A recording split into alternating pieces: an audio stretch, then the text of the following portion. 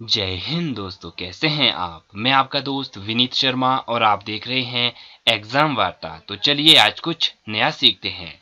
दोस्तों, आज की वीडियो में हम पढ़ने जा रहे हैं भारतीय राष्ट्रपति से संबंधित कुछ एमसीक्यू के बारे में। पिछली वीडियो में हम इस टॉपिक को बहुत अच्छे से कवर कर चुके हैं। यदि आपने वो वीडियोस नहीं देखी तो डिस्क्रिप्शन में लिंक मिल जाएगा, वहां पर जाकर के आप वो वीडियो देख सकते हैं। तो चलिए शुरू करते हैं आज का वीडियो। हमारा पहला प्रश्न है फ्रेंड्स कि भारत में कार्यपालिका, ठीक है, जो भारत की कार्यपालिका है, मैंने आपको बताया था कि 52 से 78 तक, भाग 5 में 52 से 78 तक संघ की कार्यपालिका का वर्णन है। अब आप बताइए कि उस संघ की कार्यपालिका में कौन कौन होते हैं। राष्ट्रपति होता है, उपराष्ट्रपति होता है, प्रधानमंत्री होते हैं, महान्यायवादी मंत्रिमंडल होता है। ये हम पिछली वीडियो में कवर कर चुके हैं। मैं आपको बता रहा हूं ताकि आपका रिवीजन हो। तो उस संघ की कार्यपालिका का अध्यक्ष कौन होता है ये भी हम पढ़ चुके हैं। तो वो होता है आपका ऑप्शन ए राष्ट्रपति। आपकी संघ की कार्यपालिका का अध्यक्ष राष्ट्रपति को कहा जाता है। प्रश्न नंबर 2 की ओर चल पड़ते हैं। संघ की कार्यपालिका की शक्तियां किसमें निहित होती है। बहुत बहुत महत्वपूर्ण प्रश्न है दोस्तों, जो भी मैं आपके लिए ले आया हूं।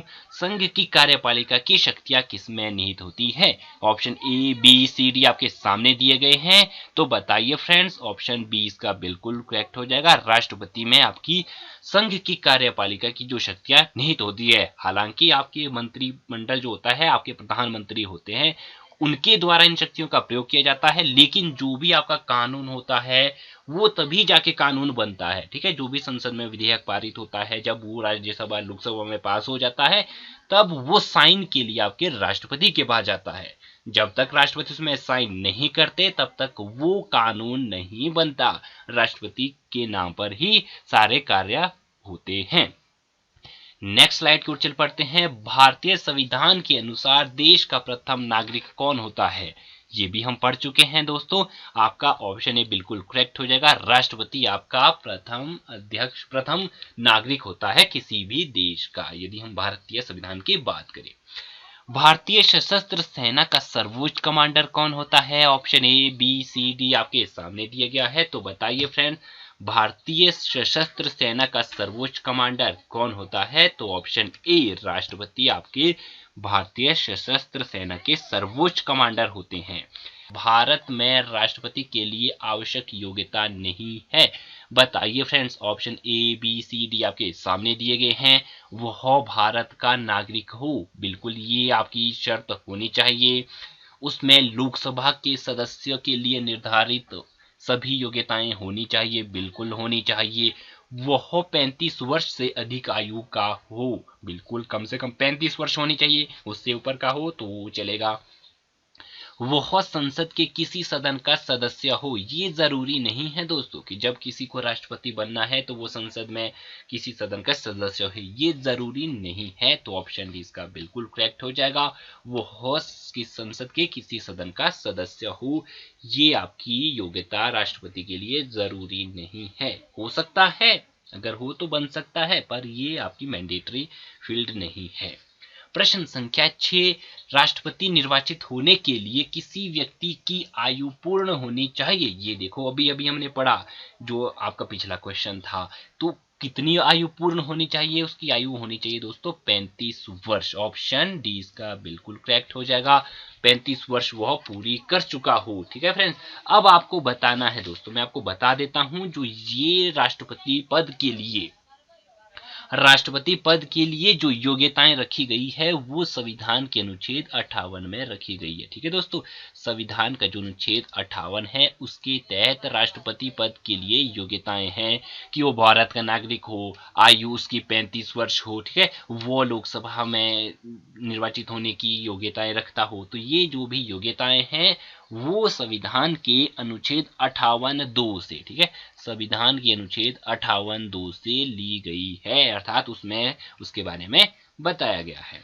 प्रश्न संख्या 7 है फ्रेंड, राष्ट्रपति पद के लिए अधिकतम आयु सीमा। अब ये तो पढ़ी हमने 35 वर्ष, ये तो है न्यूनतम सीमा कि 35 वर्ष से कम नहीं होना चाहिए। क्या अधिकतम सीमा भी है। तो कोई सीमा नहीं है। ऑप्शन डी इसका बिल्कुल करेक्ट हो जाएगा। प्रेजेंटली जब टिल डेट में आज ये वीडियो बना रहा हूं दोस्तों 11 अप्रैल 2021 को, अभी कोई ऐसा प्रावधान नहीं है कि अधिकतम आयु आपकी राष्ट्रपति पद के लिए होनी चाहिए। प्रश्न संख्या 8, इनमें से, ठीक है, इनमें से किसने भारतीय गणतंत्र के 12वें राष्ट्रपति के रूप में कार्य किया था? अब बताइए दोस्तों, आपके 12वें राष्ट्रपति क्वेश्चन एग्जाम में पूछा जाता है। प्रथम राष्ट्रपति बहुत बच्चों वाला सवाल है, बोल देंगे आप। हो सकता है कोई ये पूछ ले दूसरा राष्ट्रपति कौन है, तीसरा राष्ट्रपति कौन है, तो इस बारे में वीडियो, बहुत अच्छी वीडियो लाऊंगा ताकि आप ट्रिक से याद कर सके। तो चलिए सॉल्व करिए प्रश्न संख्या 8 को। इनमें से कौन आपके 12वें राष्ट्रपति है? Option A, B, C, D आपके सामने दिया गया है, तो प्रतिभा देवी सिंह पाटिल, ऑप्शन ए। प्रश्न संख्या 9, प्रश्न संख्या 9 है, राष्ट्रपति पद के चुनाव संबंधी विवाद किसे निर्देशित किया जाता है? ये भी हम पिछले वीडियो में कवर कर चुके हैं। तो जो भी होते हैं आपके वो सर्वोच्च न्यायालय में होते हैं, उच्चतम न्यायालय में चुनाव संबंधी विवाद सुलझाए जाते हैं किसी भी राष्ट्रपति के। ठीक है फ्रेंड्स, तो उम्मीद करता हूं ये जो प्रश्न है बहुत सिंपल प्रश्न है, अक्सर एग्जाम में पूछे जाते हैं और आपको सभी के सभी आते भी होंगे। आखिरी प्रश्न इस वीडियो का, अध्यादेश जारी करने का अधिकार राष्ट्रपति का कौन सा अधिकार है? अब ये अध्यादेश जारी करने का अधिकार, ठीक है दोस्तों, अध्यादेश जारी करता है आपका राष्ट्रपति, उसकी ये है विधायी शक्ति। आपको पता है कि हमने पढ़ा है राष्ट्रपति के पास न्यायिक शक्तियां होती है, आपातकालीन शक्तियां होती है, सैन्य शक्तियां होती है, विधायी शक्तियां होती है। तो जो अध्यादेश जारी होता है, ठीक है दोस्तों, कुछ समय के लिए जो कानून की शक्ल जिसे बोला जा सकता है कि एक छोटे से टाइम पीरियड के लिए एक कानून सा बना देना, वो आपका अध्यादेश कहलाता है। ठीक है, तो वो राष्ट्रपति की क्या है? विधायी शक्ति है। अब मैं आपको बता दूं, जो ये अध्यादेश जारी करता है राष्ट्रपति, संविधान के अनुच्छेद 123 के तहत जारी कर सकता है। उम्मीद करता हूं दोस्तों मैंने ना आपको जो भी क्वेश्चन है उसके बारे में बहुत अच्छे से जानकारी दे दी है। अगली वीडियो में ऐसे ही नए और इंटरेस्टिंग टॉपिक को लेकर हाजिर होंगे। तब तक के लिए मुझे दीजिए इजाजत। Bye bye, take care.